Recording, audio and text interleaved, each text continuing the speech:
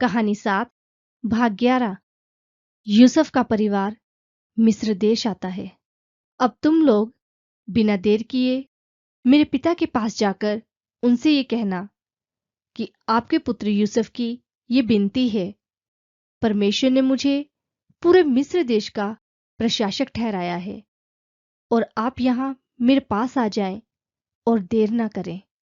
आप लोग आकर गोशेन प्रदेश में बस जाएं और मेरे निकट ही आपकी संतान, आपकी संतान की संतान, आपके सब पशु, आपकी भेड़ बकरी और आपकी पूरी संपत्ति भी, वहां मैं आपके लिए भोजन की व्यवस्था करता रहूंगा, क्योंकि अकाल अभी 5 साल तक और रहेगा, जिसके कारण आप वहां पर और आपकी पूरी घर संपत्ति बिना साधन के खत्म हो जाएंगे। अब तुम लोग स्वयं अपनी आंखों से देखते हो और मेरा भाई बिन्यामीन भी ये देख रहा है कि ये मैं खुद यूसुफ कह रहा हूं।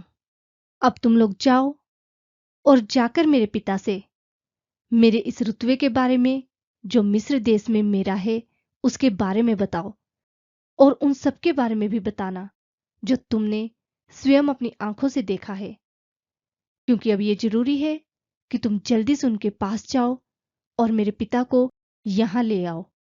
तब यूसुफ अपने भाई बिन्यामीन को गले लगाकर रोता रहा और बिन्यामीन भी उसके गले लगकर रोता रहा। फिर यूसुफ ने अपने भाइयों को चूमा और वे उसके साथ रोते रहे। इसके बाद उसके भाइयों ने यूसुफ से बात करना शुरू किया।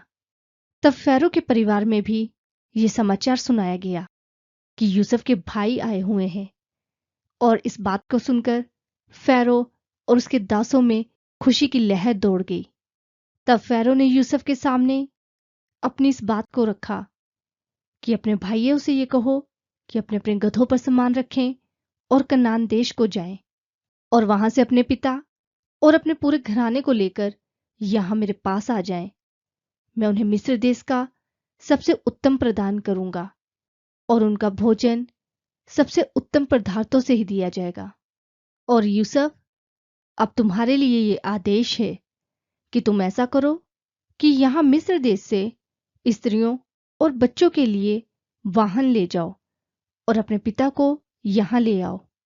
अपने सामान की चिंता न करना, क्योंकि मिस्र देश में जो कुछ भी सबसे बढ़िया है वह सब तुम्हारा ही है। और तब वे मिस्र देश से अपने पिता के पास कनान में पहुंच गए और वहां जाकर उन्होंने अपने पिता को बताया कि यूसुफ जिंदा है, और सच बात तो यह है कि वह पूरे मिस्र देश का प्रशासक है। ये सुनकर याकूब हैरान रह गया। उसे अपने बेटों की कही हुई बातों पर विश्वास न हुआ। तब उन्होंने अपने पिता को यूसुफ की कही हुई सारी बातें बताई जो उसने उनसे कही थी।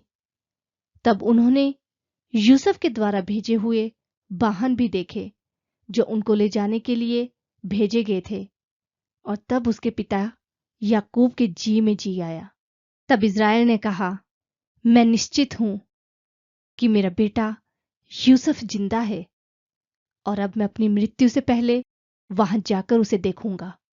तब इज़राइल अपनी पूरी संपत्ति को लेकर वहां से रवाना हुआ, और जब वे बेरशेबा पहुंचे तब उन्होंने अपने पिता इसहाक के परमेश्वर को बलि चढ़ाई।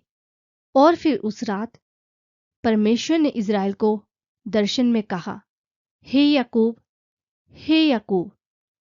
उसने कहा, मैं यहां हूं। परमेश्वर ने उससे कहा, मैं तुम्हारे पिता का परमेश्वर हूं। मिस्र देश जाने से मत डरो। तुम वहां जाओ और मैं वहां तुमसे एक बड़ी जाति बनाऊंगा। मिस्र तक मैं तुम्हारे साथ साथ चलूंगा, और निश्चय ही मैं तुम्हें वहां से लौटा भी लाऊंगा, और तुम्हारी मृत्यु के समय यूसुफ तुम्हारे पास होगा।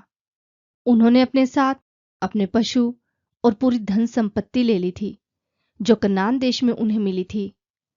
तब याकूब और उसके सभी लोग मिस्र देश में पहुंच गए। यूसुफ के बेटे जो मिस्र देश में जन्मे हुए थे वे 2 थे। याकूब के पूरे परिवार के लोग जो मिस्र देश आए थे वे कुल 70 लोग थे। तब फ़ैरो ने यूसुफ से कहा, तुम्हारे पिता और तुम्हारे भाई तुम्हारे पास आए हैं। पूरा मिस्र देश तुम्हारे लिए खुला है। अपने पिता और अपने भाइयों को गोशेन के सबसे अच्छे भाग में रहने की सुविधा दो, और तुम्हारे भाइयों में जो कोई समझदार हो उसे मेरे पशुओं की देखभाल की जिम्मेदारी दे दो। इस तरह इज़राइल मिस्र देश के गोशेन नाम की जगह पर रह रहा था। वहां पर वे लोग फलते फूलते और धन संपत्ति कमाते गए और संख्या में कई गुना बढ़ते गए।